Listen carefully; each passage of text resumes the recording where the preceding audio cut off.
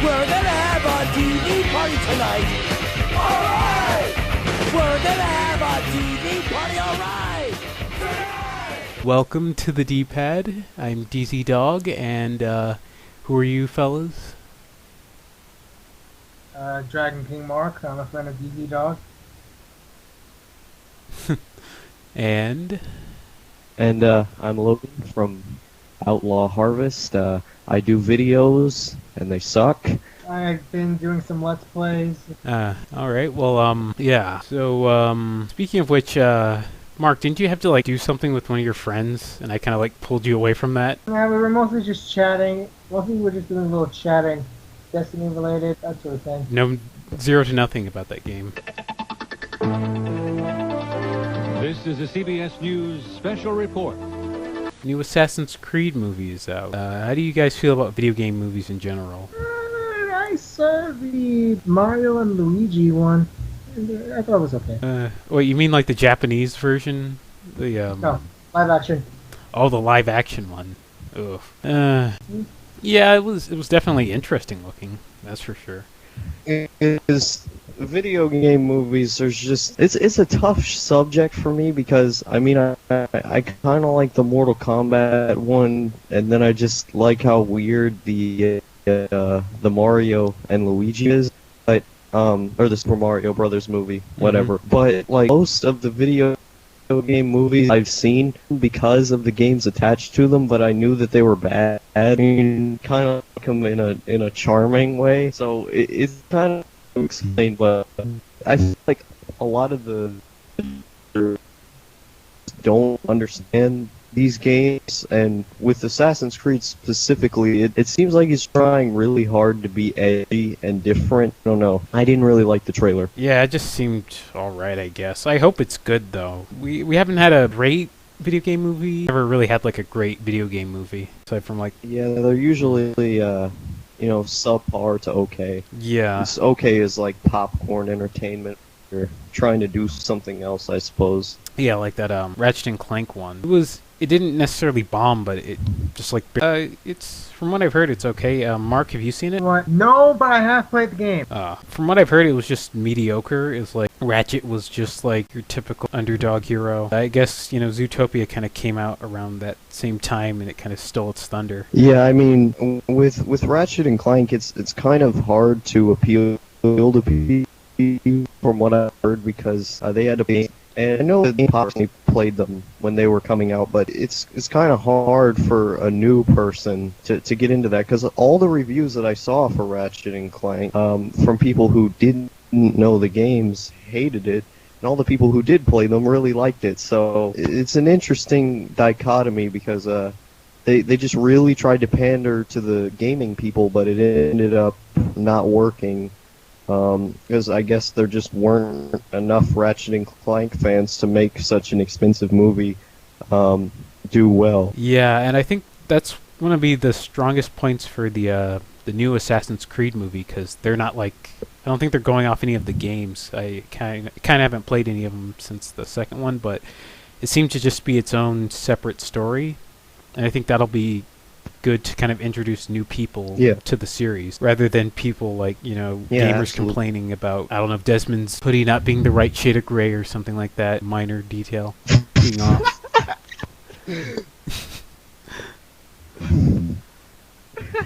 Well, really, for me, it's mostly I played the 3 Ratchets. I beat the original on the HD collection. Was trying to beat the second one, but I never had the time to do it. And the final one, I think I still have to beat that one. But, other than that, I've played most of the Ratchet series. I even played, I tried to beat A Crack in Time, never had the chance to go through with it, though. It kept glitching out. It kept crashing at one part. Oh, was that? Oh, sorry. Go ahead. But yeah, I have to admit, I beat the new one. I beat the new Ratchet and Clank, and I liked it. It was a really fun game. I kind of skipped the credits, so I missed out on an end credits scene, but I really want to check out the movie. Yeah, and another problem the movie had, I think, was actually I think it was the game. It didn't have much story. It kind of left some spots empty, I guess, to like fill with the movie. So I guess it was just like some sort of weird promotion kind of thing. Like if you I feel that it was like that. There were even some scenes from the movie that were in the game that really you need to see the movie and play the game for you to understand it, I guess. Yeah, but I don't think that's gonna really like help the what's the word I'm looking for? Although the Promote fact it, that the but I don't know. that the game itself is sort of a remake of the original one, and I will admit I liked it, and it really was like seeing it as this game as something new, just reimagined, and I'm like, okay, I'll admit this is actually really good. Plus, there was that little scene at the beginning that references the entire series. And like at the end of the game, spoiler alert, after you beat the game, you get access to the Insomniac Vault, which basically you can view the entire series, like all the stuff that happened through it, and like all the concept art and stuff, and other collectible things, as long as you get more gold bolts. Yeah, I remember that from the first two games. This makes me really want to replay them now. Yeah, those were some good games. I mean, the first one wasn't the best. I felt like the like shooting was a little off. They definitely improved it. They definitely improved it. Yeah, and the second one. Oh yeah, they definitely went back to fix that. They also made, compared to the original Ratchet and Clank, this Ratchet was a bit more likable. He was more of the naive kind of newcomer wanting to make his own mark. Yeah, but I don't know. I kind of liked a little bit more. Just an asshole to everyone. Granted, he was only out for himself, which understandably you understand, and that was after revenge because what Corp did. Also, kind of understandable when you think about it. But like he started changing after he changed like in between 1 and 2. I have a really strong connection with that series because I played it. It was one of the first games that I really connected with, and I don't know, I used to replay it all the time, but after my PS2 got sold, for like years and years and years I had wanted to replay those. Then the one on the PS3 came out. It was like, oh my gosh, I really got to play this now. So I got big into those games. I don't know. I always thought that maybe if they didn't go with spoilers if you haven't played any of the games, with the whole it being like a simulation, or like maybe just kind of ease into it over time, I thought maybe the plot would be a little stronger. Because I remember reading in Game Informer magazine like many years ago, before Assassin's Creed 1 was even released, there was like this article, and it was kind of like promoting the game, and it was like just it had like this like story kind of narrative style written about it, and it seems like they're planning on having it just set in the Crusades, and then like over time they would kind of like explain that it was a sim, like in the Animus or whatever it's called. Like it was going to be really subtle, but I guess they just went and revealed it right off the bat, which is fine. It's whatever. Yeah, I mean, yeah, from my understanding, Assassin's Creed is like really weird and convoluted, because I played one enough games, the second one and the third one, but and I played that one where you're like a pirate or whatever, but I remember the narrative getting like really weird and convoluted in later games. Is that right? Yeah, it does. Like at first it involved, like when 2 started, it started going like the whole thing about those that came before, and like everything up to Desmond was cohesive. Now it has to do with these sages, these people who are a reincarnation of, spoilers, Aita, the lover of Juno, and Juno's coming back, and she's planning, and the Templars are planning on rebuilding the precursor gene using the shroud that they got from Assassin's Creed Syndicate. And they also, and according to Assassin's Creed Chronicles, they have uncovered the box that Ezio gave to Shao Jun at the end of Embers, and Shao Jun lost it, and it reappeared in certain parts of history, and now they have the box. They need the box for something. I don't know what it is, but it's important.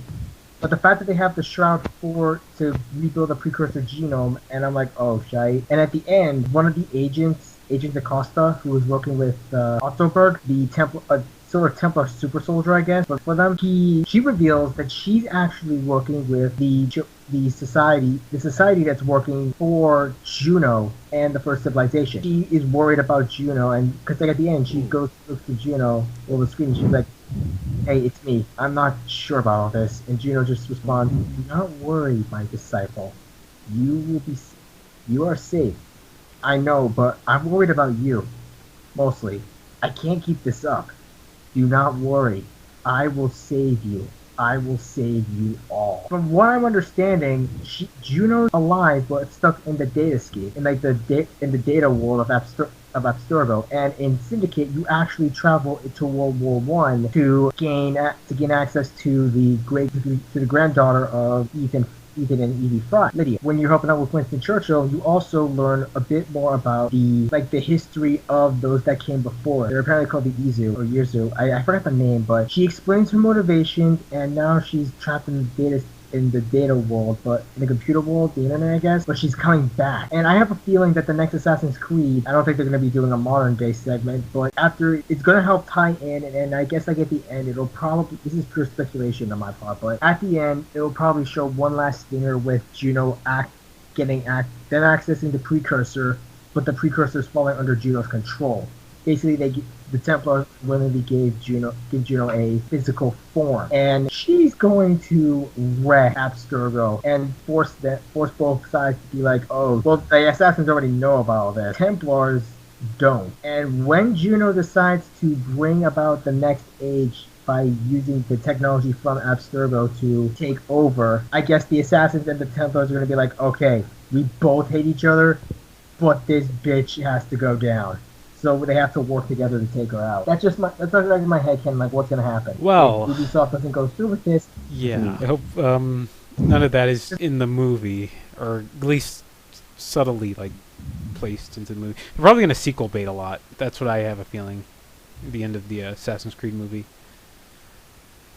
Oh yeah. Yeah, this is like the games for the movie. I personally hope it doesn't like. I'm just like I just hope it's good, because the whole pre-order thing I found out about it, like you pre-order the movie tickets, I'm like, you gotta be kidding me, Ubi. And if it turns out to be lackluster, I'm just gonna be like, yeah, Ubi, you dropped the ball. Again, better hope that Empires is good, because otherwise your series is gonna go down the toilet. Yeah, like that Call of Duty, but ticket should like, come with some DLC. Okay, actually not like yeah. Freaking $9 wasted. What, you get DLC for the movie? It should. No, like at the price. You get access to a crossbow. $9. Like literally, like pre-order, you get the crossbow. Oh, a crossbow? That's it? Oh wow. Oh, that's not too bad. A legit crossbow. Like an actual crossbow, not like a like a game weapon. An actual crossbow. They're just giving away crossbows for the movie release. Okay. Wow. I'd be up for that. I want to put that on my wall. Dude, I would love to have a crossbow. When the apocalypse eventually happens, which, considering what's going on with politics now, it probably will be, I would love to have that as a backup. Get off my lawn. Just aim the crossbow. I'm crazy. Yeah. So is that all for Assassin's Creed? Well, personally, I just hope the movie's good. Yeah, me too. And if it makes a lot of money, we know it's going to be getting tons and tons of sequels, just like the games did. Oh no, we need to have an Assassin's Creed universe. The games are good enough. Yeah, just one, maybe two. Preferably one. I wonder if they're going to tie it into the series. I don't know, probably. Though I feel that they're just going to, have, what's the main character's name? Calum something. They're just going to have him be the, I guess, Desmond. You know what? They should have got Adam Sandler to play the main character, because frickin' Desmond looks a lot like Adam Sandler. I'm not the only one who's pointed this out. If you look at, like, a picture, just to cross-reference both of them, it's uncanny. And Adam Sandler in Assassin's Creed. Yeah, that's not gonna happen. Hey, you never know. Who's that one guy who... I think that fat guy who was in Paul Blart, he could be like I don't know, it's like quirky sidekick, like pulls his hay bale around with him to catch him every time he does like the leap of faith, like pulls it away and then it's like it falls, just hits the ground. Oh gosh. Oh my! An Adam Sandler, Kevin James. Yeah, Kevin. Yes. Movie. Oh man! Considering what happened with Pixels, I don't see that going well. No. Oh man, I wonder what it would be like if Adam Sandler had to play a serious role, like more serious than the serious parts in Click, or I Now Announce You Chuckin'. Yeah, I don't know. I think he would be up for it, because especially with the way his comedy career is going, isn't going too well. I think he's gonna have that Jim Carrey moment, like when Jim Carrey did 23 or whatever that one movie was. Like he's gonna try to do drama. You think you can pull it off? Oh, that's gonna backfire. Yeah. On a scale of 1 to 10, that will backfire. Please leave your answer. Actually, now I'm curious. What is your favorite Adam Sandler movie? Oh. Grown up. I guess Big Daddy. That was pretty good. That one kind of had some. I haven't even seen Big Daddy. Oh, it's basically just Adam Sandler adopts some kid about it. But it was a cute little movie. So it's just Adam Sandler being Adam Sandler, except he adopts a kid. Yeah, pretty much. It's him doing all the old I'm Adam Sandler funny voice and that kind of stuff. But he plays off the kid really well. It seems kind of genuine. That's just my 2 cents. Yeah, I think one of my favorite ones, Blended, got like a bunch of people hating it, but I thought that movie was so funny. I was laughing all through that. I don't know. I thought that movie was pretty cute, and I really like I Now Pronounce You Chuck and Larry, because that movie was also incredibly funny, and it had a good message, I guess. I don't know. Yeah, I wouldn't know either. I haven't seen it. Oh yeah, you should. It's definitely pretty good. The best thing that Kevin James has ever been, because his career, it's spotless. I'll just say that. Yeah. Let's not talk about Paul Blart. Yeah, let's not go there. So, any other news? Yeah. I watched Moana. So, Sarah, what's going on here? Sarah? She won't answer you. Or she can't. Why not? This is the way it's been since she started smoking pot. She's all lazy and boring and... we used to have so much fun together. And now? This is what we do. Yesterday, and during one of the trailers, there was a trailer for Lego Batman. Yeah, you know what It must be great to be Batman. Batman, we love you! Thank you. I'm blushing super hard under the mask. Batman! Prego. Thanks, Batman! Yeah. I can only imagine he's going home right now to party the night away, surrounded by friends and lady activewear models. Hey, computer. I'm home. I'm home. I'm home. One is the loneliest number that you'll ever do. Master Bruce, your greatest fear is... Snakes? No. Clowns? No. It's being a part of a family again. No, now it's snake clowns because you put that idea in my head. Sir, you need to take responsibility for your life, and it starts by raising the young orphan you adopted. I thought I was being sarcastic. Hello, secret camera. We built this city. What? It's the Batcave. Oh my gosh. Look, it's the Bat-Sub. Don't touch that. The Bat Zeppelin. Don't touch that either. It's the Bat Kayak. Do I get a costume? I love it, but his pants are just a little tight. I got an idea. It's better. I can only look you in the eyes right now. Hi, Batman. No way. Come catch your greatest enemy. Superman is my greatest enemy. Superman's not a bad guy. Then I'd say that I don't currently have a bad guy. I am fighting a few different people. I like to fight around. Hi, Barbara Gordon, new police commissioner. It's my dream for the police force to team up with Batman. What? Wouldn't that be better? I hate everything you just said. Gotcha. Nice. Initialize master build. Got it. Here you go, Father. Hold on, I need a macaroni. Yes, we did it. Pretty cool, huh? Why did you build this thing with only one seat? Because last I checked, I only had one butt. Let's go defeat the Joker. Woo! We're going on a family trip. I can wear my costume, too. Well, luckily for us, you left your costume back in... Oh, no, under your clothes. That's perfect.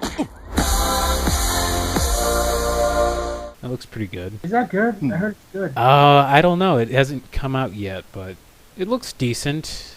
But the thing I'm wondering is, are they gonna like make like a Lego Movie extended universe and just like have all these different characters with their own movies? Awesome. That would be awesome. Yeah, it could be good because the first Lego Movie was. I was pleasantly surprised about how that turned out. I thought it was just gonna be one big product placement. Yeah, the one of the things I really loved about the Lego Movie was they actually use the fact that they're Legos to an advantage, like visual jokes. Because if you didn't know, Phil Lord and Chris Miller worked on that. People who made Clone High and a lot of other great shows. That He-Man parody that's airing Oxright. So we kind of knew that some comedy geniuses were going to come in, but it was really, really good though. Like I said, it just uses the Legos to its advantage. And I don't know, I haven't seen the Lego Movie in a while now, but that movie was hilarious. And they could have easily just dropped the ball on it and had one big product, but they did really good on the stop motion. I was definitely a fan. And I would like to see Batman have his own like Lego universe, because he was one of the most fun characters in that whole movie. So I want to see what they do with it. I know the second Lego movie is his creator is going to be like a girl. So we'll see how that goes. Yeah, it's a total tone shift right there. But I think the movie's going to be good. You know, the jokes that I did see were pretty funny. It was like it was making a reference to the Burt Ward, I think, version of Robin, the one from the Adam West show with this freaking banana hammock. They did reference to that. That was pretty funny. Yeah, I can see them just shoving a whole bunch of references and stuff in there, which if they do it right could be pretty funny. Yeah. So what do you think, Mark? Really, the Lego universe is its own thing. They do good though. I think Lego Batman is its like own thing. I mean, like it's still good. It's good. It's like I really like it how it's doing its own little side series. Yeah, I wonder if they're gonna just like have that be the new DC Universe movie. They're bringing Injustice back. Oh yeah, I heard about that. Look at Lulia. I know. They need more action shows nowadays. Oh yeah, but Young Justice is coming back, so maybe there's hope for that. If they don't screw it over, then... Well, it's coming to Netflix. Yeah. And Netflix does very, very good with their animation. From the shows I've watched, you know, you got that Voltron show, BoJack, plenty of just great quality in there. So I have a lot of faith in Netflix to do it justice. I used to usually watch some shows from Kiss Anime or Kiss Cartoon, but since Kiss Anime is down, I have to use 9 Anime. Yeah. Oh, yeah, I was trying to get on Kiss Anime so I could watch the rest of Mobile Suit Gundam, the 8th MS team, that one OVA, which I was on like the episode before Kiss Anime went down. And I was like, no, I gotta see what happens, because that's a fun show. But, yeah, hopefully they bring it back. I know kissanime.io or whatever is up, but that's like a it's not associated with the regular Kiss Anime, and you can't even download anything on there. It's a fake site. Don't log into that thing, otherwise you're gonna lose everything. What? It's like filled with malware. Yeah, I know they try to put malware and viruses and stuff on there, which I had made an account back when I first found out about it, thinking it was the regular Kiss Anime, and now I just get all these emails from like Personality Hacker and like these Russian people stuff, and it's like, I don't want to this. It's like, I got this one email saying, this IP address is a pedophile. I don't need this. Get this out of my inbox. So ever since I joined that website, I've been getting all these weird. I shouldn't have joined. The way I feel about Fur Affinity. Shouldn't have came here. Well, I guess my final thought. I was gonna say basically my final thoughts on whole Lego Batman movie. I do hope they do other movies for the different Lego movie characters, like Wild Style and Morgan Freeman's character and Unikitty. Let's see a backstory on that character. Oh yeah, Morgan Freeman. Yeah, Morgan Freeman needs his own Lego movie. Like, yeah, one as himself and one as the character. As his character. That would be weird. Like he's narrating his own backstory. That'd be great. Okay, Mark. Yeah, I think that would be awesome. I usually don't like the whole movie universe thing because it's just like, oh, we can make tons of money off of this. But if done right, it can work as long as the movies like feel differently in tone, not just something assembly line. Yeah, that's the one problem I saw with all these Lego movies that are coming out, because the Lego movie did tremendously well. It's getting a sequel and it's going to get a spin-off, but if those two movies do tremendously well, oh boy, it's going to be nothing but Lego movies. Yeah. Pull a Nickelodeon on us and just over and over and over until we want it to die, but then never end it because it's making just the right amount of money that they can air it over and over and over again. Yeah, I think there's going to be like SpongeBob. Yeah. Yeah, that's exactly what I was hinting at. So yeah, I think they're just gonna do like not outsourcing, but the like top people are really gonna be in charge, but the creative control is weird. And it's like you said, I think if they do really well, it's just going to become an assembly line with nothing but Lego movies every single year. They're going to do a Star Wars. Yeah. You want to talk about Rogue One in this? Yeah, sure. I've been fighting for the rebellion for a long time. A cause that I believe in. I believe in you. I believe in her. We all do. I'm not used to people sticking around when things go bad. We can do this together.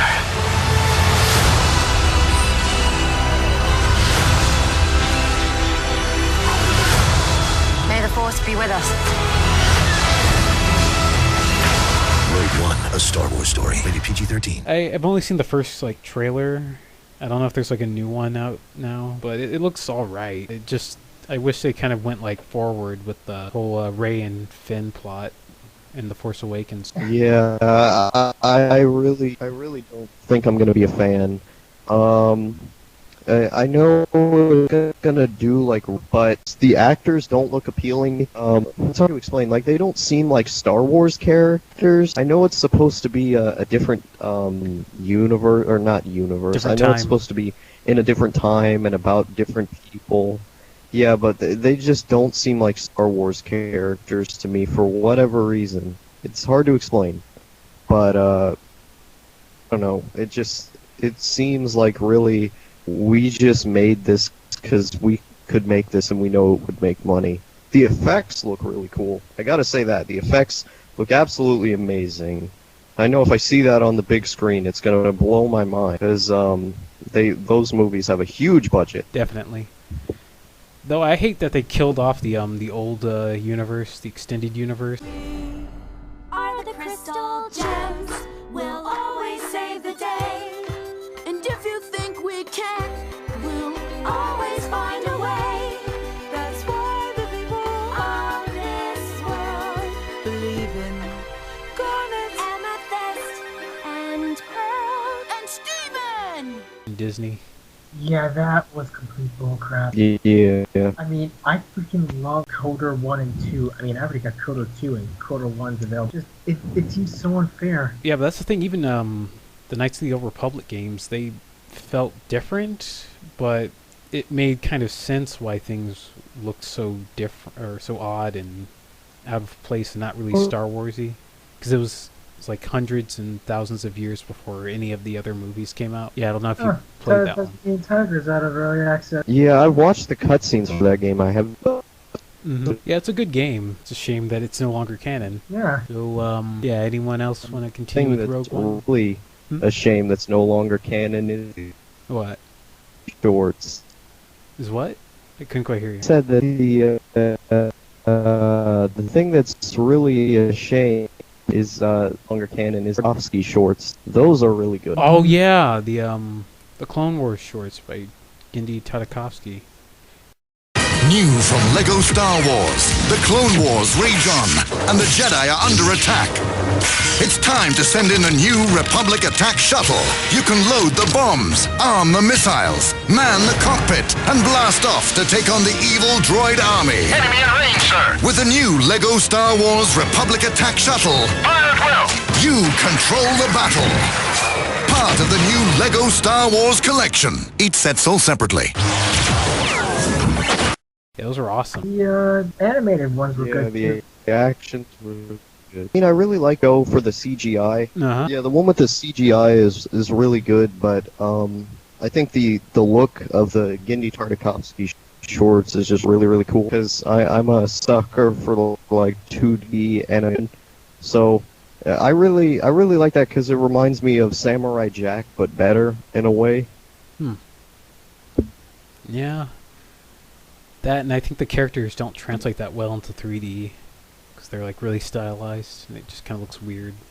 You give them actual proportions. Yeah. But yeah, Rogue One. So, it doesn't look very good, but I'll probably see it, and I'll probably like it, but they're just gonna make a Star Wars movie every year. I think, isn't that it? They're gonna make a Star Wars movie every year, or something like that? Yeah, I think they're gonna make Danzig.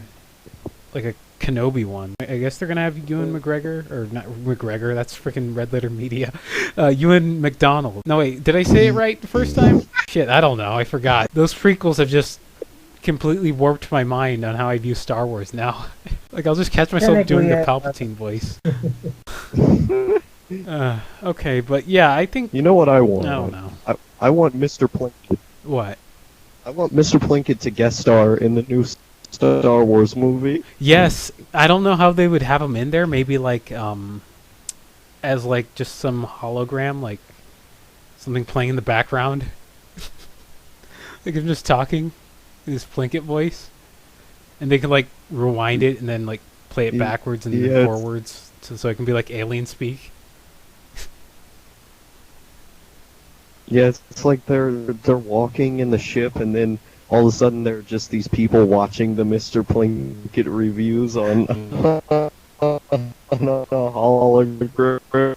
Oh my gosh. Yeah.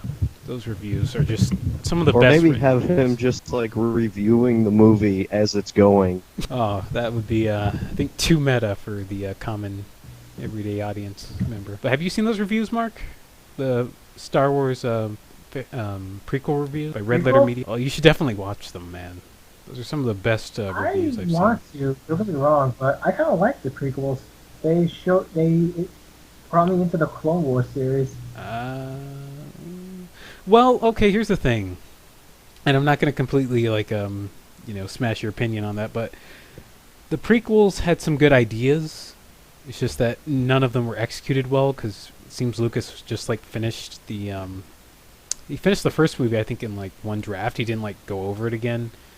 And at that time, it was kind of too late, because he already, like, everything was already finished. So if it was actually executed well... And, essentially, with the prequels, he was surrounded by, like, yes men and stuff. That's what Mr. Plinkett said in interview. Because the behind the scenes, they're just kind of, like, laughing at all of his jokes and pretending that he's like famous or whatever.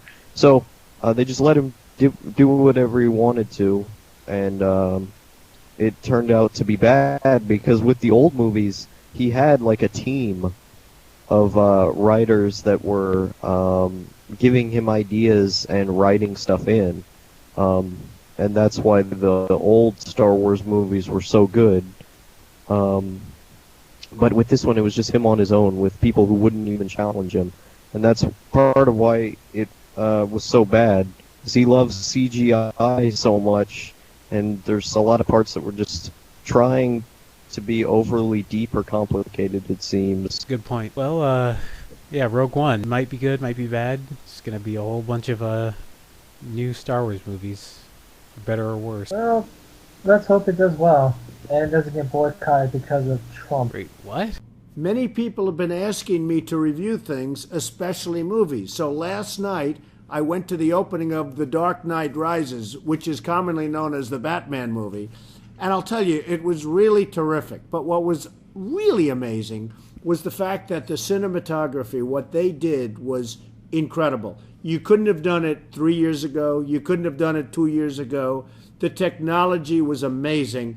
The movie is really worthwhile seeing. And most importantly, Trump Tower, my building, plays a role. But it really is worthwhile. Cinematography, what they did, great. The press is now talking about Anthony Weiner, he of Weinergate, trying to make a political comeback.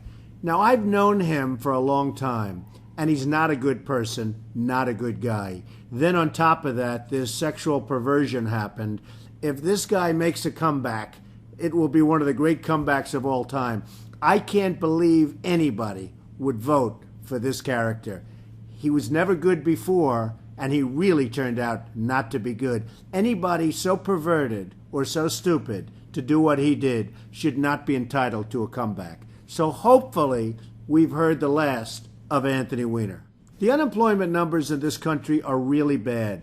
They can range from anywhere from 14 million to 21 million people. Think of it, 21 million people unemployed, while China is taking our jobs, while OPEC is ripping us off with oil prices, and that's why you're paying so much at the gas pump. Just think of what's happening to this country. People used to respect us. They don't respect us anymore. They laugh at us. President Obama is asking Mitt Romney to show more tax returns.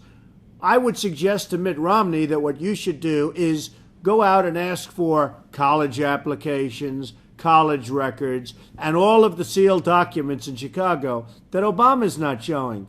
If he's going to give his tax returns, and he already has given some, then Obama should unseal all of these records where millions of dollars was spent to keep them quiet, to keep them secret. What are you hiding, Mr. President?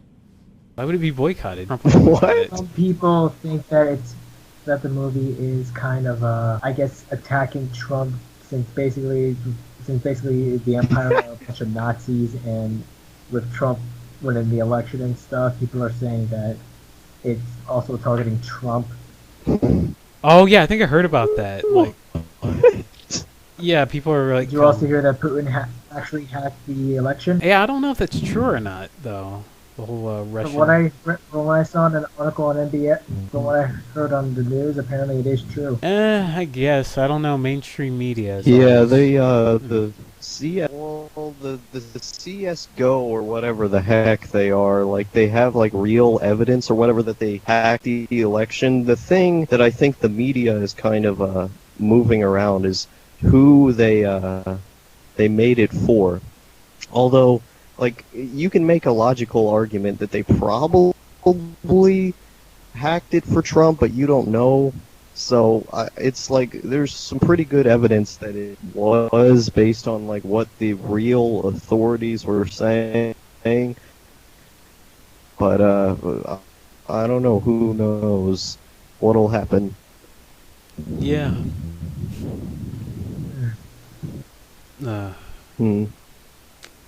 Wow, how do we get here? Yeah, I mean, I read that they were they changed the ending to Rogue One to fit more with like to fit more with something else, and the alt-right and I think that the Nazi Party or whatever were having like this big thing where they were trying to collect together and like boycott the movie and not see it. But I mean, tons of people are going to see Star Wars regardless, because it's Star Wars. Yeah. Like, what are they going to do? Just pay to not see a movie that they weren't going to see in the first place? That they're going to be able to take any amount of chunk out of the revenue or whatever that movie's going to get. Yeah, it's not too many Star Wars fan. Really, at least to me, my friend even mentioned this, and my friend had asked me this: who would you prefer, a bad president or a bad president with nukes pointed at them? I literally asked this to my mom, and she's like, I would go with the bad president with the nukes because, in all honesty, everyone hates us, so we already have nukes pointed at us. Just because Putin doesn't like Clinton and threatens to destroy America because if Clinton wins, I'm just like, so everyone wants us dead. Yeah, that's a positive message right there. Mutually assured destruction. Yeah, you're on the Dee Pad. We support. In all honesty, Putin's gonna have the entire world after his butt if he does this. Really, I'm just like, let's go with it. You know what was gonna happen? Pretty cool if no one had nukes at all, but we got them, so we're stuck with them, I suppose. Yeah, or just pull a Killer 7 and just, I don't know, fire them in the air and then just aim them at each other. Sure, that won't have any adverse effects. I never got that from that game. They destroyed all the nukes, but there was like no fallout or worry about fallout. Isn't there like no way to destroy them without that? Like go to Venus or something and just shoot all of them at Venus, and then all the nukes are gone. Yeah, I don't know, man. I've solved the nuclear deal. President. Roses are red, violets are blue. The Russians have satellite laser weapons. Why can't we too? Okay, kids. Hit it. We go down the road, pocket full of clothes. Vote for Norman Mark for president. Here's what the people have to say. The man knows something. This has been the Dee Pad, the only real media source. Right, the only real source for actual news. No bias. All that nonsense. Yes, absolutely no bias on this podcast. We hate everyone equally. Hate everyone equally. Yes, I hate everyone who's not me. Discriminate, kick ass. Kick as much ass as you want, and if someone, even if they deserve it, like especially if they deserve it, because if the justice system won't take, like, if the justice system won't do anything to someone who's done something bad and they get away with it, don't hesitate to go after them. Okay. Oh my god, such a vigilantism on that. So what you're saying? Harambe for VP, right? Because I heard Harambe for VP. Why not? Just have a dead gorilla corpse as our president. No one would mess with us because we would be insane. They'd think we were totally insane. I can think of just stuff it and put like a microphone in it with a in the like Harambe's body. Yes, just have someone like have the guy who does the voice of Winston from Overwatch.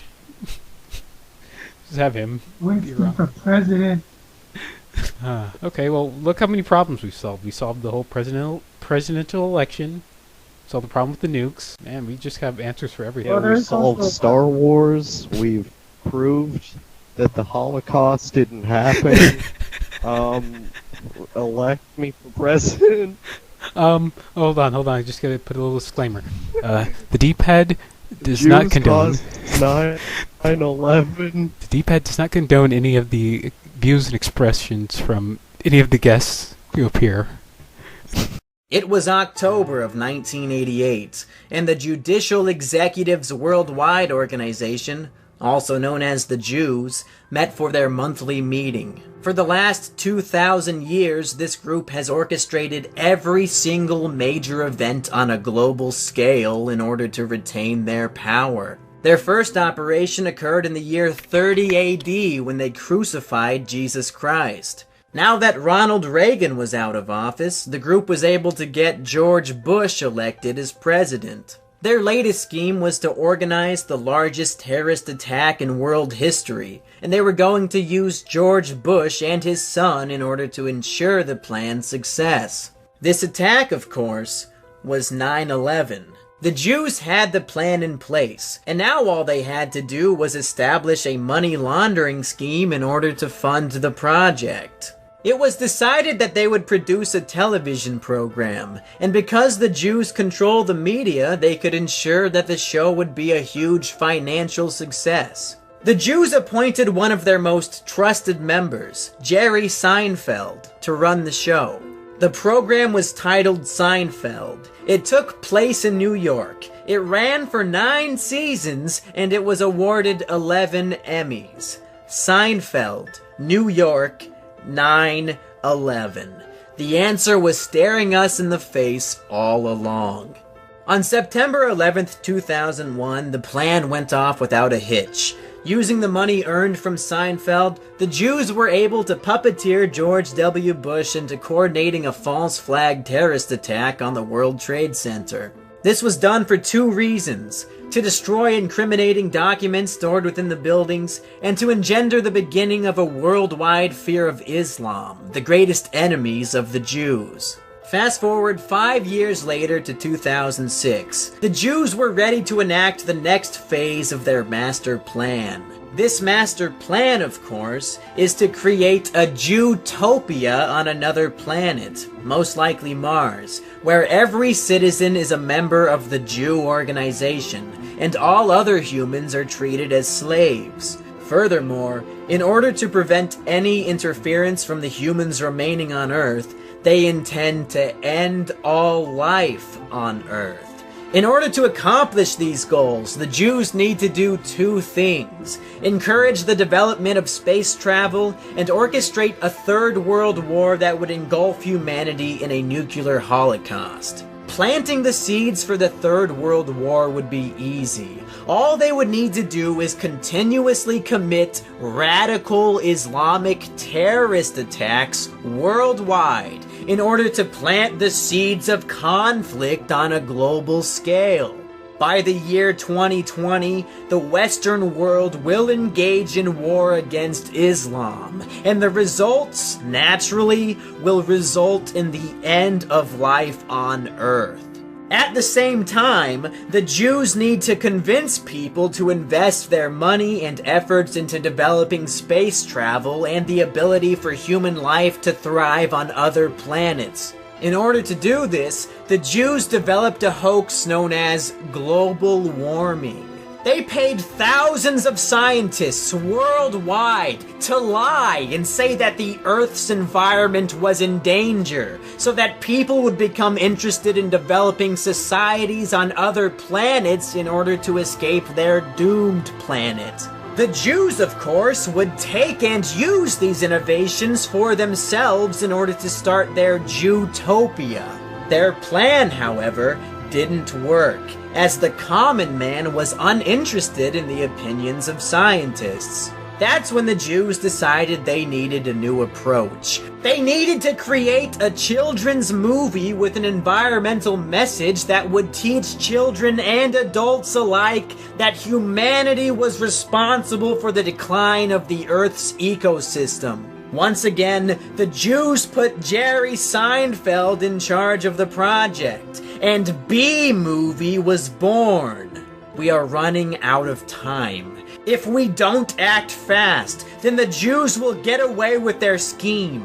We will all die in a global nuclear blast as we engage in war against Islam while the Jews watch and laugh from their colony on Mars. Seinfeld and B-Movie are evidence of their plans, and if we can expose these truths to the world, then there's a good chance we can stop the Jews before it's too late. I need to warn the world. I need to hit the streets and tell everybody about B-Movie. Yes, Danzig does not, the real Danzig and our Danzig does not condone the views expressed by its guest or future president, Logan. I'd vote for you. All right. So yeah, that was that was Star Wars. Went from Star Wars to politics. It's I hope we don't get flagged for this. Oh, And we'll probably will. What the hell? There's like actual porn on YouTube, so who cares? Let's just have a Nazi symbol as the thumbnail. No, don't, because then we'll really get flagged. No, I'll just put a "Make America Great Again" hat on the assassin, the main assassin dude. I don't know. It's gonna be insane. Yeah, and then bleach. He's holding bleach. Just a nice cup of bleach. Oh my god. Okay, so any of you guys have any interesting bit of news? Does anyone care about the new Ghost in the Shell movie? 孤空な天使のように少年よ神話に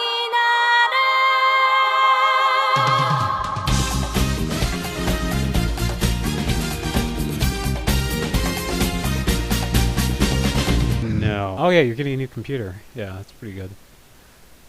Yeah, I mean, like, it's still touch and go because you have to, like, pay the bills and stuff. So what about you, I Logan? hope so, because then I can be able to play Dota 2. Hmm. And potentially League. And Terra. Yeah. In recent news, my VHS player won't work for whatever reason. I tried to record Family Matters, but it won't record. So I had to torrent Family Matters. There's the news. You torrented? No, that actually happened. Wow. Too. What was it like?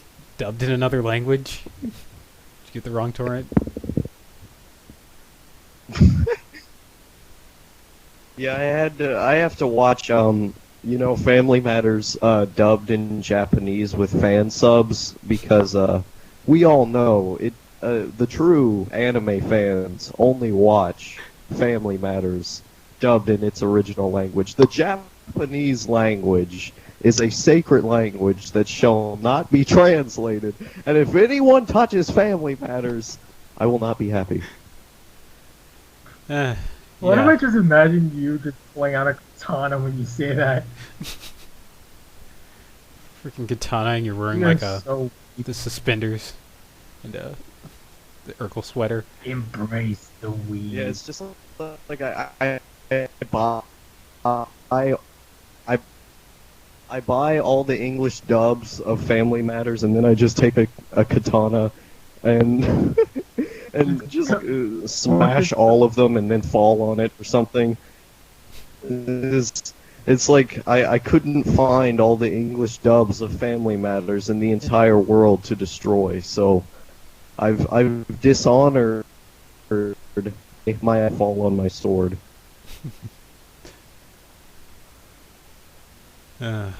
Wow. Okay, I guess other news, Dragon Ball Super is going to be coming to Toonami. Okay, it's time you and I had a talk about the facts of life. Let's go. Right. Let's go. Right. Let's go. Right. Reruns suck, but there's no escape. Welcome to the television business. What kind of madness is this? If anybody knows reruns, it's us. Not because we want to do it that way, but sometimes you have to. Not again! You can't make a new cartoon show every day, so you're destined to fall behind and show one more than once. Didn't we see this just yesterday? You will suffer the pain of the thousands of lives you ruined. Hey, we're sorry about that. I know you guys get burned sometimes. Don't judge us too harshly. You're the worst thing to happen to this world. I mean, after all, we are doing this for you. He's helping to make this country even greater than it already is. Have no fear. Plans are in place to secure the future. I had faith. I knew you could do it. It's a revolution. Tell me some more. It's gonna be a party. Hang out. Keep those eyes open.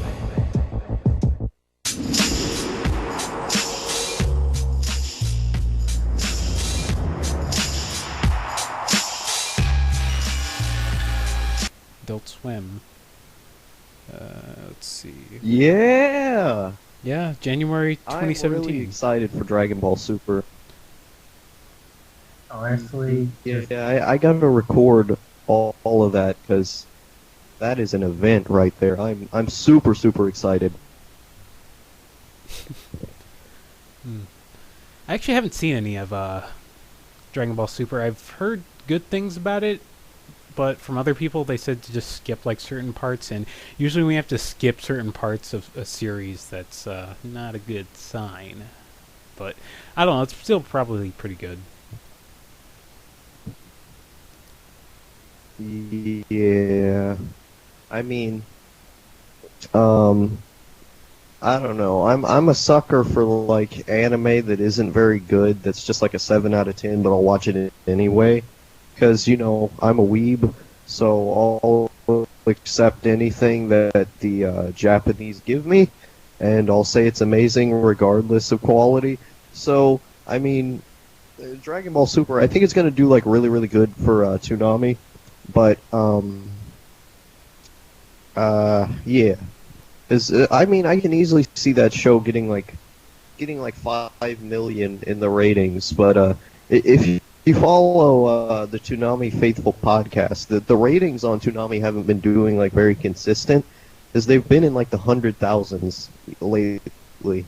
So if you want to see the future of anime on TV, I suggest everyone watches Dragon Ball Super, and it gets like 5 million views, or else I think Toonami will probably go away. That's my fan theory. Yeah, it's a good point, because even though I don't really watch a lot of Toonami, I'll just sometimes like have it turned on, just as like background noise, because I still want to support it, but Yeah, because it's a nostalgia property. Yeah, exactly. You can't kill Toonami. It's like just shooting what's left of my childhood. Yeah, but Toonami's back. Well, not for long if the way things are going. Hopefully it stays around. Yeah, I mean, anime just isn't doing well on TV. It's really sad because everybody has to torrent it like a bunch of plebs, and they just can't handle how sacred watching it on TV is. It's like a religious experience to watch Toonami. Yeah, you could say that. Yeah. I don't know how much I don't know how much of that was ironic and how much of that was serious. I'm trying way too hard to be funny. But yeah, I really really like Toonami because it has like a really good atmosphere in it. I know everyone says that, but like watching Toonami late at night when all the lights are off and it's just this dark, desolate ship. That's really cool. It feels like no other animation block, and I think it deserves to be supported because of that. And the amount of resonance that it's had with people, and the fact that it's been going for so long, is just a testament to how great it is, even with the ratings that it has. Mike Laszlo and Adult Swim seem to be keeping it around. So, I really, really want it to do well, and I think Dragon Ball Super is a step in the right direction. I know Toonami Asia is dubbing their own version of Dragon Ball Super, which we're going to have 2 dubs now. Oh, that's fun. Now we can listen to people bicker about which is the better dub. Anime community. No.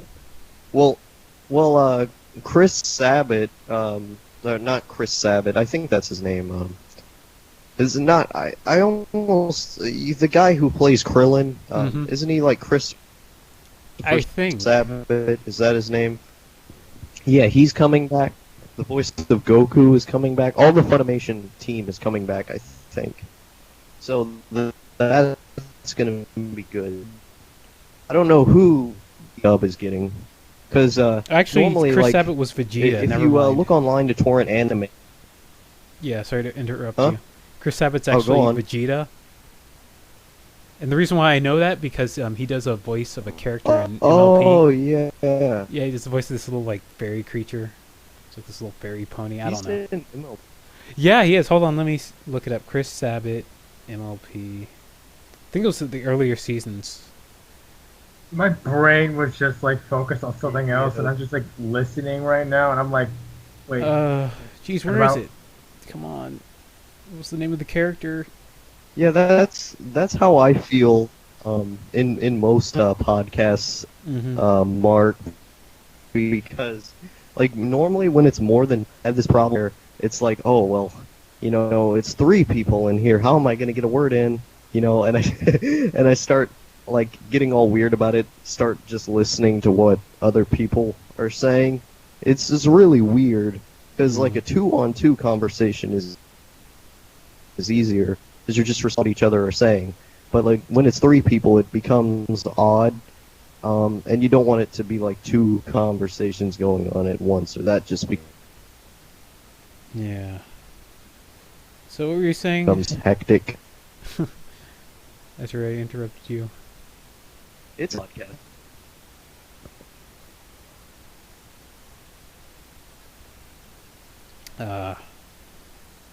But yeah, I hope it does well. Did you find out? Needs it. Huh? Okay. Oh, did you find out which character he was? Jeez. Now for the life of me, I can't find it. But hold on. It was one of the earlier episodes or seasons, and it was like this little creature. I can't remember the name of it, but it looked like a fairy, but it was also a pony. Yeah. It was weird. The show was weird. I think season 1 and season 2 were probably my favorite seasons of My Little Pony, besides season 4, because that one, as much as season 4 likes to be bashed on, I really like that season. I actually just recently I was rewatching all of Digibrony's old analysis videos on My Little Pony. Those are always fun, but you have to go to like a playlist to find them because they're unlisted.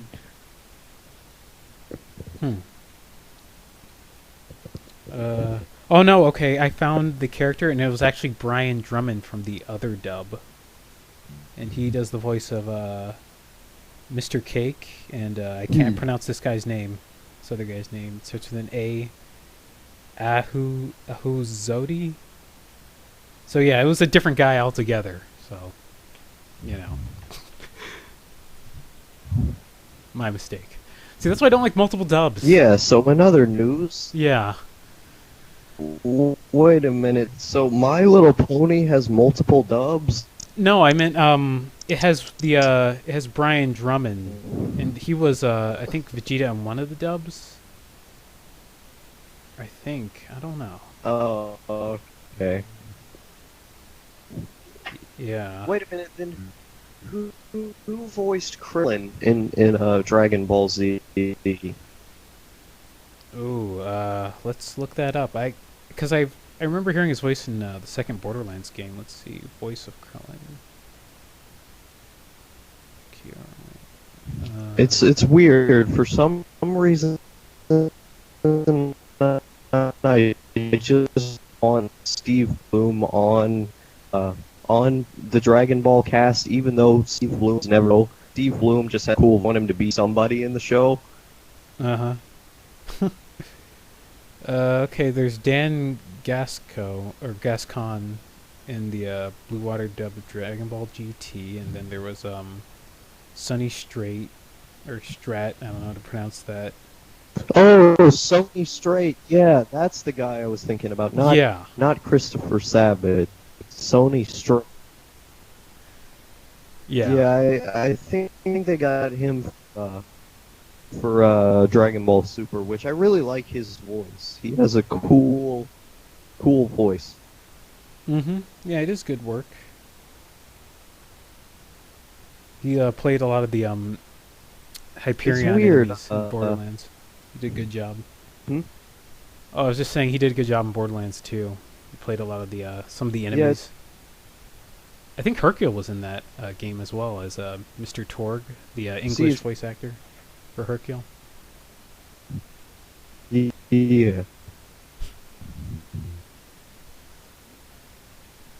Okay. Yeah, I think so. You know what's odd? The character from Shaolin Showdown looks like Krillin. Yeah. The main character. Yeah, it kind of does. Did you watch Shaolin Showdown? I have. How about you, Mark? Have you seen that?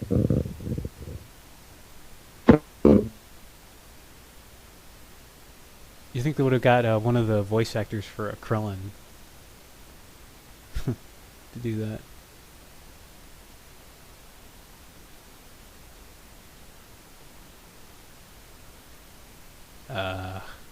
Dead air? Line? Mark, are you there? Yeah. Oh boy. I was kind of listening. Oh no, it's fine. I just fill in these gaps with just random nonsense and hope the video doesn't get flagged for copyright. Yeah, I was just like trying to think of something while also watching a video. Oh, okay. It's Oh, what you watching? Like what? Full Frontal by Samantha Bee. Full Frontal. That's that one Comedy Central show. Yeah. I don't know. I'm not a big fan of all these new Comedy Central shows. Haven't really stuck with me. I don't even watch. Yeah, I don't even watch them anymore. Like, South Park is good. That's the only good thing they have.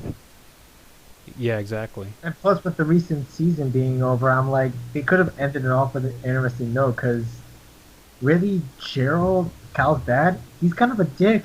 He inadvertently nearly caused World War III, and the guy who honestly was trying to do it called him out on it. How Gerald was doing this for fun. Yeah. Yeah, he was like some big troll. Honestly, I'm surprised Sheila didn't. I'm surprised like Sheila didn't be like, wait, maybe I should check it out. She did, but the power went out before she could actually see Gerald's history. I'm like, why didn't you just do it earlier than when she got home, call out Gerald, or at least Kyle and Ike call him out? When he got home, I'm like, oh god. Plus, there's also the fact with the member berries, what plan they got. They really just, it was a bit of a disappointment. Yeah, kind of. It's not as bad as Family Guy or Simpsons, but you can definitely see they're running out of steam. Or Fairly Odd Parents or SpongeBob. Yeah, I went there. Well, the difference between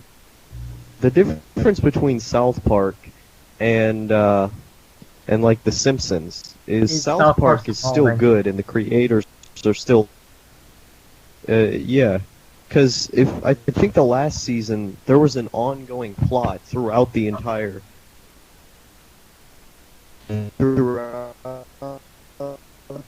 season rather than different like parodies, and have been raised to it can be more topical than The Simpsons.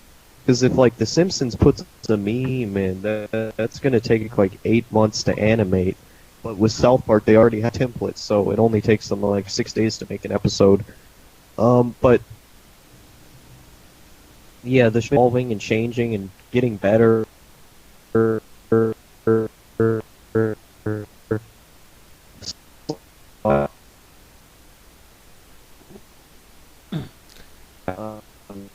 Yeah, pretty much everything else on Comedy Central is just really, really bad. Like that show, Legend of Timberland or whatever, that's just an out show. Animation is so bad, it's not even funny.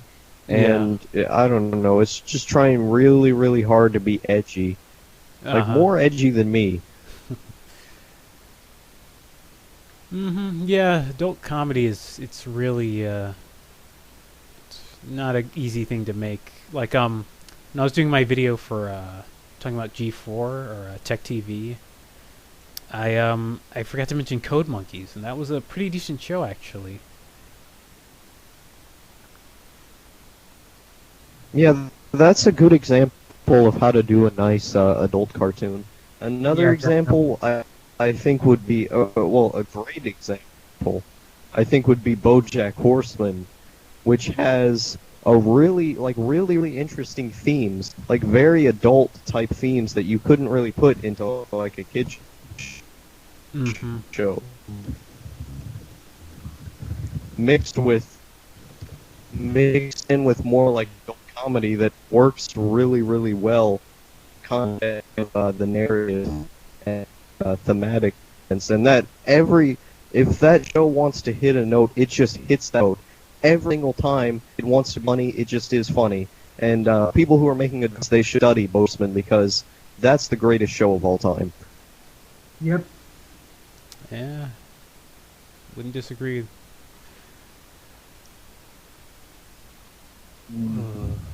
All right. Well, you guys want to continue, or are we good? Yeah, if you want to continue. All right. Let's see. Yeah, I don't really have any impromptu.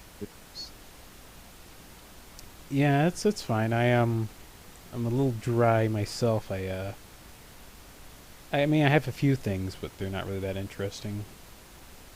What are they? Oh, I was just going to talk about that one indie game that's coming out. It's like a prequel to Undertale. People are freaking out about it. Ooh. Wait, for real? Yeah, it's called Undertale Yellow. It's basically just gonna be the sixth child, the one with the gun, his adventures through the underground.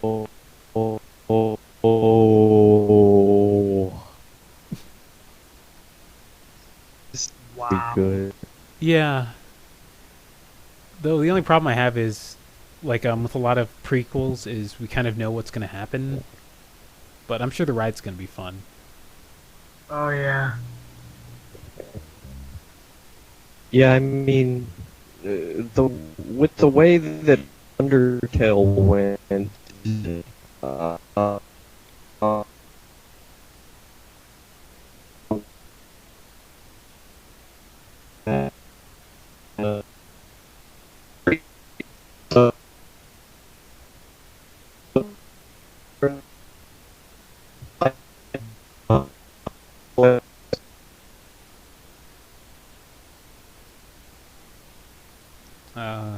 Logan, you still there?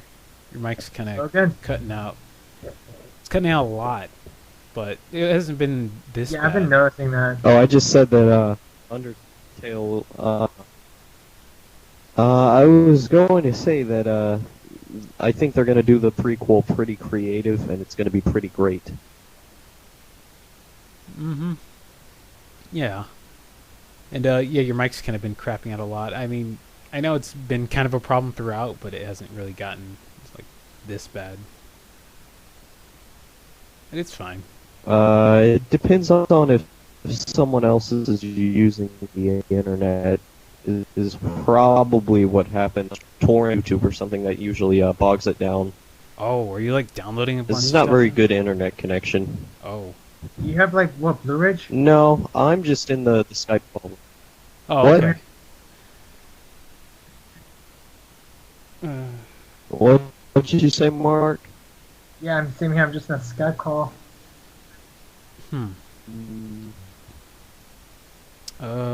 Yeah, well, hold on, let me see. Yeah. Alright, I closed out of YouTube. Or, I had like a bunch of tabs open, so I don't know. That probably wouldn't affect it, but yeah, Undertale Yellow. I'm sure it'll be good. It'll be funny if it's just like a FPS. Like it just That'd be completely weird. changes up the game. Wait a minute. It's a first-person shooter? No, I was just joking. It's just gonna be like the first game, the original. It's not actually made by Toby Fox though. Oh, okay. It's just some fan game. I thought you were saying that it was going to be a first-person game, like they were going to try to subvert that genre or something in the same way that they did with the RPGs or whatever pretentious critics say that the game did. So, yeah, I'm pretty excited. It's going to be pretty great. I've only played.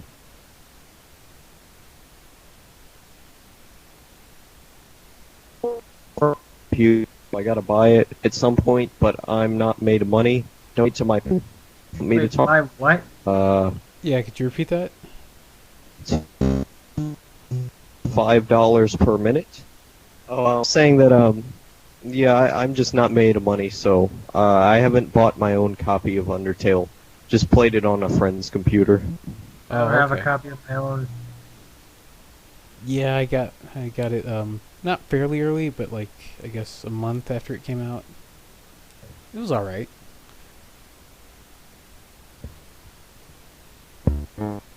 Yeah, I'm not one of those guys who just like I don't know loses his mind about something even if I think it's really good.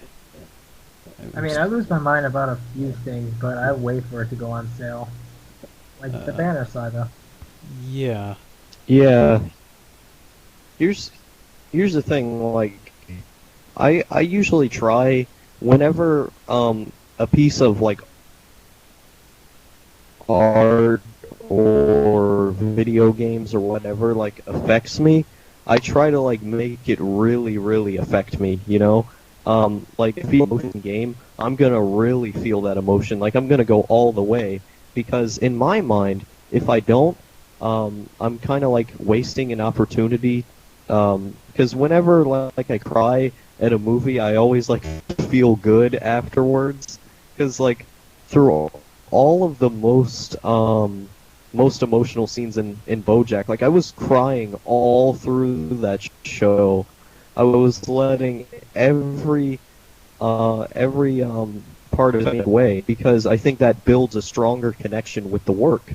So I usually lose my mind very much with whatever game because if I don't, I feel like I'm not doing it justice. Like if I feel that thing, I'm gonna go all the way with my feelings,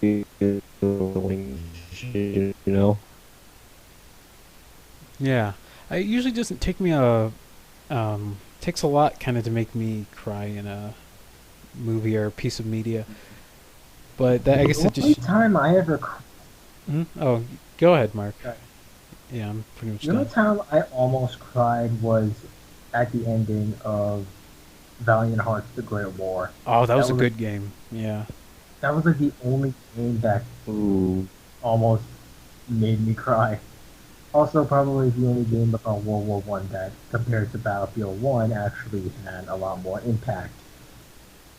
Yeah, it was a good game, but there's one thing that I'm surprised they kind of overlooked is the fact that for a short time poodles were actually used as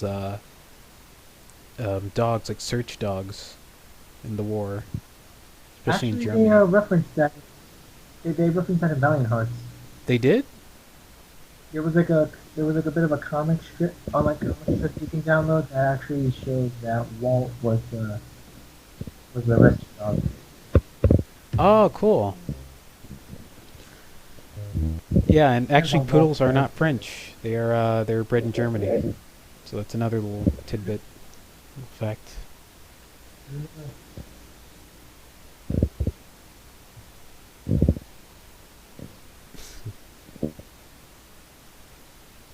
Okay, well we're not going to go into that territory.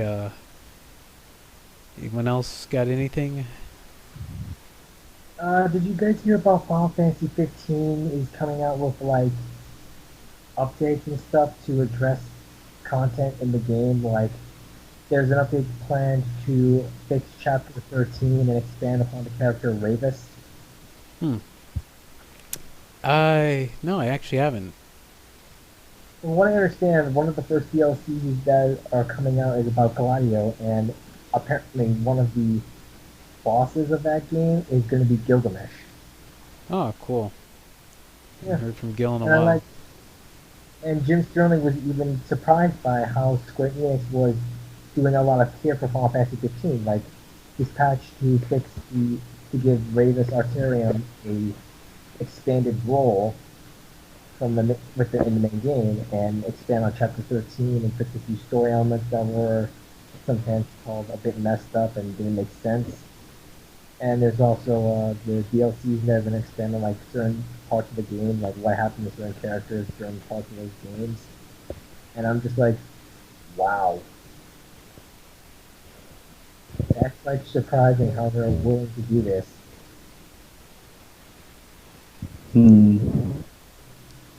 They really care about Yeah, the new Final Fantasy, that game, it looks really good, but their designs, like, the main character looks like an emo, and that triggers me. So, so it's been for the last I don't like it. 20, 30 years. The game looks like a lot of fun, though. I will say that. Yeah. I like the mechanics. Like how it's actually real time, not turn based. Like, they really need to update the character designs. Like, Japan is mostly about the whole beautiful boy thing, and I'm like, obsession with few things. I'm like, okay, I can understand that on so many things, but we at least needed a guy that looks old, like feels old, or like, not just his build. Don't get me wrong. And the only guy who has any differentiation is Gladio, because he's ripped and he's got like tattoos. Compared to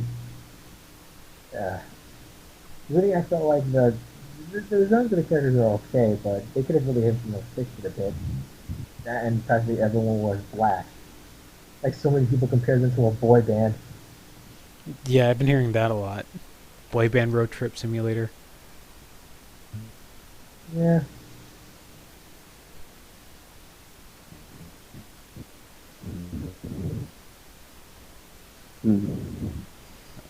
Yeah. New Final Fantasy. Looks cool, I gotta say. Mechanics look cool. I don't know. It looks like a lot of fun. And the graphics look really, really good. I just can't get behind character designs. If you want to know my exact thoughts, essentially, without me going into a whole rant about it, there's a video called "Not a Review" for the new Final Fantasy. It's by Endless Jess. That basically puts all my thoughts into video about what I've seen of the game. So watch that if you want to know what I think. Pretty much. Oh, cool. Let's see. Oh, I guess we can do the obligatory 2016 Video Game Awards spiel. How did you guys feel about that, if you actually watched it? Watch what? I have... The Video Game Awards, 2016 Video Game Awards. That was mostly an advertisement for games. Yeah, basically. Giant advertisement. I'm like, the only thing that was about games was about Kojima and stuff. I'm like, okay, he deserved it. Then it was Death Stranding, like mostly trailers and stuff. I'm like, show us some gameplay. That was just weird. I want to get that whole thing with Kojima and that one guy. Can't remember his name. Let's see. Yeah, that was nice. Didn't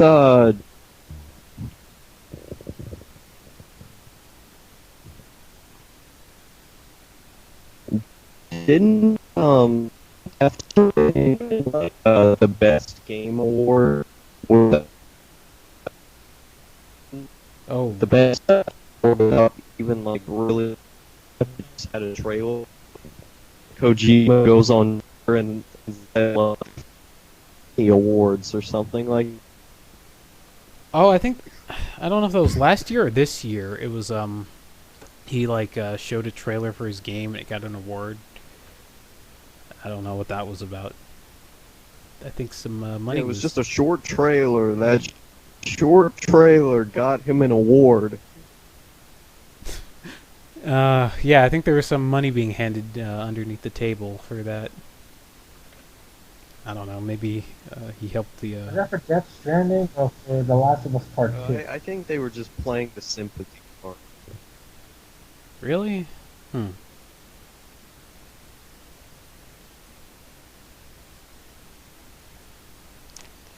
Yeah, I guess. Kojima has been through a lot, so they were just like, yeah, we're just gonna give him this award.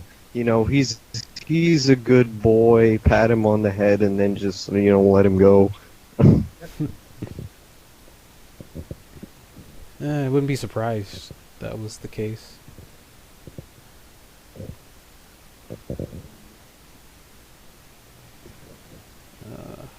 Yeah, I didn't watch the awards. I didn't even there wasn't awards because I care about modern gaming at all. Mm-hmm. Battlefield 1 looks cool, and there's a ton of indie games that I want to play, but I don't know. I'm just not too interested in modern gaming right now. I'm more interested in going back and finding new old things. Yeah, I don't blame you. That appeal more to me.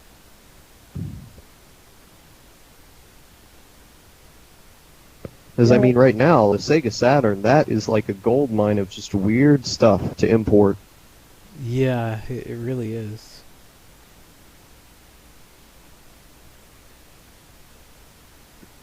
Let's see, I think... Speaking of which, that Sega Saturn Megamix you sent me, Mm-hmm. you were right. That was insane. I love that album. That album is so good. Yep. Yeah, I don't know where I found it. I mean, I just, I'm trying to think of when I, like, first downloaded it. It was, like, 2013, I think. And this was, let's see. I think I was just looking at, like, random music for, games. And that just popped up onto Google. And, yeah, it was on Mediafire, and I don't know, I guess the dude who uploaded it, he took it down for whatever reason. But yeah, it's Yeah, because when I went on there, I couldn't get it at all. No. So glad I saved it. Well, we saved it, I guess. Mm-hmm. Yeah, I ended up putting it on my YouTube channel. Didn't you? I find me to take it down. But for now, I mean, people can enjoy it because it's really good. Yeah, and they can always download it. The Dropbox that I set up. Yeah. So yeah, the winner of the Game Awards in my mind is the Sega Saturn because it's great and all these new games suck. Genesis does what Nintendo don't. That's all I gotta say. Oh, I was gonna say Shenmue 3, but yeah, we'll go with that too. Oh yeah, I really wish they'd make a remake of the. Oh yeah.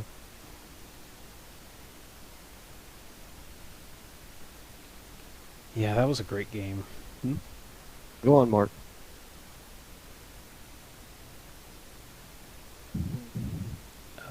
Yeah. Mark, you there? Is there like a cut-off point or something? Yeah. Yeah, I didn't sure hear what's going what on. Mark was saying. It's like he just stopped talking or it cut. No, I stopped talking. I meant like I really wish they'd remake Shenmue's 1 and 2. Oh yeah. Considering Because Shenmue 1 and 2, those are amazing. Like personally, like I never played the first game, but I played a bit of the second. Yeah, but that's the good thing about the second one. For the Xbox, it came out with like this this DVD that basically just had like the plot for the first game on there. You just watch that. So that's what I did. Wish all sequels came out with that nowadays. Just have the cutscenes compiled with one disc. You can just go on YouTube. Yeah, I want to definitely check that out. Yeah, I'm sure it's going to be good. I just hope they don't modernize it too much. Like put in a fast travel system, or at least one that makes sense. That would like a bus station or a taxi, something. Just not like Rio has the power to warp around. It's the power of the Shinmue. I don't know. I don't know. If they gave you the ability to warp around, it would kind of get rid of the charm of the old games. Because in the old games, you just run around and you'd find things and you'd go through the town and like that was part of the experience. In the real world, every little detail is detailed. So walking around in the town is integral to that atmosphere. I mean, it goes by transition cutscene, which may seem annoying to some people, but I think that just enhances the atmosphere. So if they did a thing where you could just fast travel, I think that would undermine the whole appeal and experience of Shenmue. Like how The Witcher 3, you can only fast travel via signposts. Yeah, if they did something like a bus stop or something, Yeah. that would make sense. Like, it would fit within the world. Oh yeah, that would be neat. I would want an option to where you could be sitting on the bus stop and like look around. Oh, and you can like play old school Sega handhelds. Like you can just pull out your I can't remember the name of that. Oh thing. yeah, just like And it just Sega Game Gear. Yeah, the Game Gear, and then you can only play it for like a certain time because the batteries just keep dying. Oh, Yeah, so while the bus is going and it's loading, you get to play like one of those weird Sonic games on the Game Gear. That would be really, really cool. Man, Sega's got to hire us. I know. That would, or whoever's Sony or whoever's making the new Shenmue, they got to hire us. Yeah, let me look up that actually. Yeah, too. I would kill as a game tester for them. Shenmue 3. What? Yeah, it's for the PS4, as well as the PC, apparently. Huh. Oh yeah, it's only on PS4. Yeah. Yeah, Well, actually, I need to get a PS4 then. Yeah, you're right. I don't have for PS4. Oh, dang it. Yeah, because Sony is they're putting some money into it. Like it's largely crowdfunded, but Sony's putting like some money into it for like distribution and stuff. So that's cool. Because I don't remember exactly the whole story, but I mean, a lot of people, they just turned it into like a more dramatic version of what it actually was. Because if you watch Adam Korlick's video, he essentially explains the whole funding of Shenmue and why, like, people like Review Tech, but I mean, nobody likes Review Tech USA anyway. Yeah, I remember there was a lot of like drama going around that Kickstarter. A lot of people were really like offended by it and stuff. Ah, how so? What do you mean? They were thinking that like Sony was going to be taking their money or whatever when Sony could have funded the whole thing or something. Oh. I don't remember, but like in reality, still paying for like distribution or something. And Yeah, Sony's paying for distribution, but the rest of the game is crowdfunded. yeah, which costs a lot of money. Like distribution is no joke, and I think like publishing it, like that stuff, that is no joke. But the development, the game development itself is just being done on Kickstarter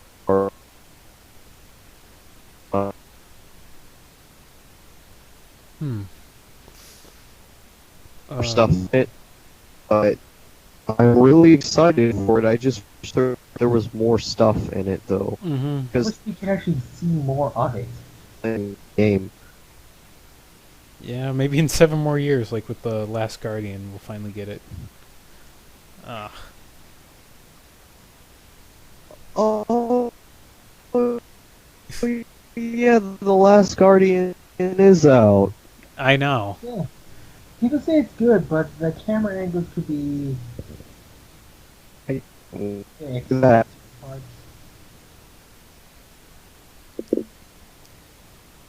Yeah, I've seen some funny videos of that, like how the creature's kind of like not really that responsive, and There's this one video I saw from Video Game Donkey. He was trying to grab onto the creature's tail, and it like pulled it away at the last second when he was trying to make a jump. Oh, it was hilarious. They should do that in like one of those movies with like some kid like finds a monster, just ends up just killing him. Like it turns out to be actually evil. Yeah. I don't know, the side character in Last Guardian, isn't it like a big cat that you interact with or something? Is that right? Yeah, it's like a bird cat thing. It's got like horns. It's so weird. Yeah, that kind of reminds me of like the giant wolf in Princess Mononoke. Mm-hmm. Because you always see like on the posters this like giant wolf in the background, and it looks really similar to the wolf bird cat thing in Last Guardian. So I wonder if that was an influence. I will admit I haven't seen Princess Mononoke. Go see it in theaters. I have. It's good. Yeah, it was pretty good. Oh, speaking of Miyazaki, I just realized... anything Miyazaki. Oh yeah, the AI thing. Yes, that AI program that's like it just draws stuff. He got so offended when they revealed that to him, that they're going to be using that Studio Ghibli. He said it was just like a affront to life. Like I can imagine him going on this huge tirade. Yeah, and rightfully so. I agree with him 100% because like robots cannot draw pictures with the same level of emotion that a Studio Ghibli film has. The reason why the Studio Ghibli film is so special is because of the human element that's in them. And I cry every time I watch Spirited Away, every time I watch Wind Rises, because they're so amazing at conveying emotion. A robot cannot convey the same emotion that, a real person can. And CGI is great. You know, Miyazaki's used CGI in Princess Mononoke, if I remember correctly, based on what I've read. So, it's not the fact that it's CGI, it's AI, it's robots making these drawings. And, like, that, I'm gonna say that offends me too. The fact they even had the gall and the audacity to make something like that is deeply disturbing. Yeah, it's just science and art. Sometimes they just don't mix. Yeah. Well, really, I mean, Hayao Miyazaki is just like the god of animation. Nothing would exist without him. Yeah. Some things should just be secret. He's definitely one of the great directors. He's one of the greatest directors of all time. Yeah, I saw all these people like get offended what he said. Like, I mean, he didn't seem like that offended by it. He just said it's an insult to life itself, which it is, because robots can't do what humans do. The fact that they think that robots could convey the same emotion that a human could is an insult to life itself. So a lot of people were saying, well, why does he hate CGI? He's a hypocrite. Like, AI CGI and CGI are two different things. They were publishing pitching a new thing to Studio Ghibli for them to use. Probably for that Caterpillar movie or whatever, which I'm excited for. He needs to get it done before he dies. Yeah. You know, I actually saw a trailer for a that was apparently a Zelda style. That was a Studio Ghibli style Zelda trailer for Ocarina of Time. Oh, and we're back full I'm just circle. gonna say this right now. I've never heard of that. I think I have. Hang on, I'll link it in the chat. It was like a movie or something? Or like a series? Give me a minute, I'll link it. Oh, okay. But yeah, I remember hearing about some like series that was like being made for Legend of Zelda, and I think Nintendo was a part of it. Like they were actually working with the studio to ensure that it's, you know, top quality and not like whatever the hell happened with Super Mario Brothers movie. Oh, you got it? Yeah, give me a minute, I'm gonna get it. Alright. I think the reason why Nintendo hates like fan films and fan games so much is because they think people will react to it like they did Super Mario Brothers. Yeah, I mean, Because if you thought it Super Mario Bros. Them somebody else, they didn't have creative control. No, not really. It was all over the place. Like they were doing rewrites of the script while they were recording and stuff like that. It was a mess.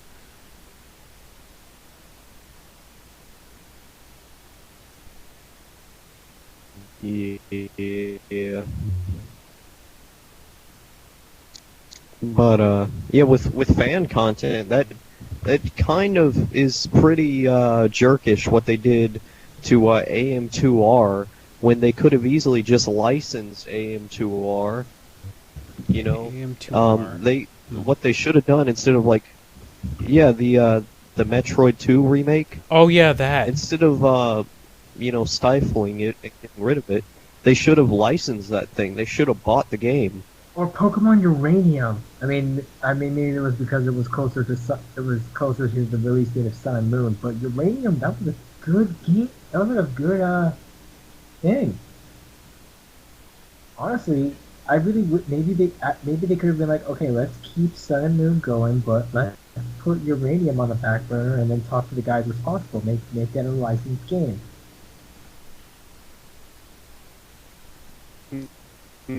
Yeah, exactly.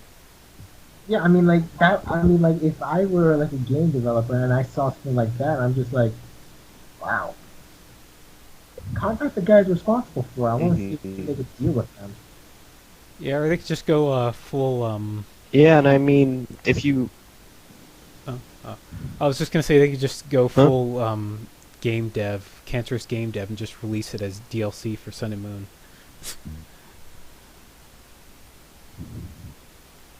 Gotta pay $10 just so you can go to the uranium region. Yeah, and I mean, Sega. If you look doing, they're actually letting fans make the new Sonic 2D game. Actually, giving the fans what they want, which is much as I kind of hate Sonic. And kind of the fan. Yeah, fan base. So, you know, they should again Sega don't. Yes, Sega. Depends on their. So, any other news? No. Yeah, I think that's pretty much it. Do you want to ask any questions about anything? I don't know. I guess I could ask you guys. Whose YouTube will this podcast go Yeah, on? I got no. Huh? Was that Mark? Whose YouTube will this podcast go on? Whose YouTube would this podcast all go on? Oh yeah, it'll be on mine. Okay, I'll make a little short video. I'll film a little short video and link it to you, or maybe I'll wait until until this weekend to do Arcania as my 100th video, and then put the link into the podcast in there. Okay, that's fine, because it won't be out for a while, because I'm going to be editing it. Yeah, that'll work. Alright, well, yeah, this was a good episode, aside from a few Yeah, issues. it should take me long to edit the thing. Yeah, the audio audio issues and things like that. But it was great meeting you, Mark. You're definitely a really cool guy. Thanks. I hope you can check out my YouTube sometime. All right. Well, yeah, I'll have you link it to me here. You want to promote all of y'all's stuff? Yeah. You got anything you want to promote, plug? Just go ahead. Let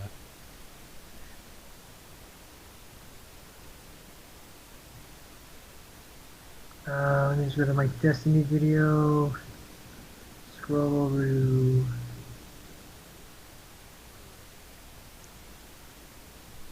You know what's hilarious? I streamed a bit of the Dawning update for Destiny, and it's already got 13 views. Oh, cool.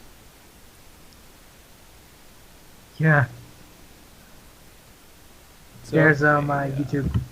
Yeah, YouTube has been weird about like views lately. People who are subscribed aren't seeing it. It doesn't really bother me though, because I'm not like inadvertently trying to do it right now or anything, so it doesn't really bother me. They want to try to do it like TV. Yeah, exactly.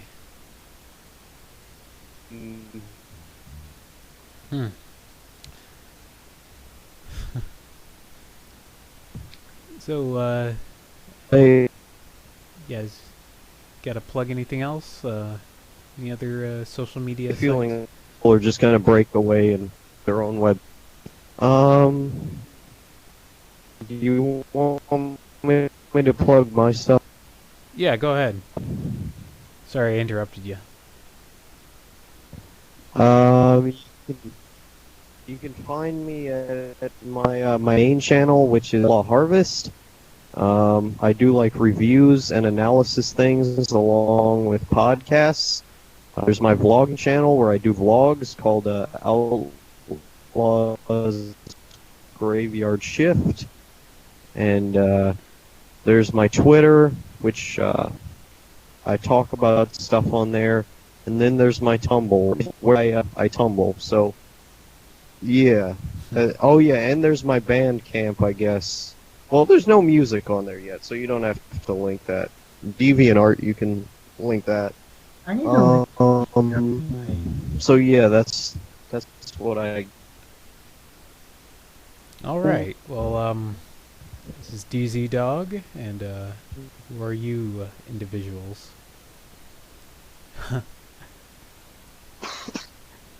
What? It was an outro.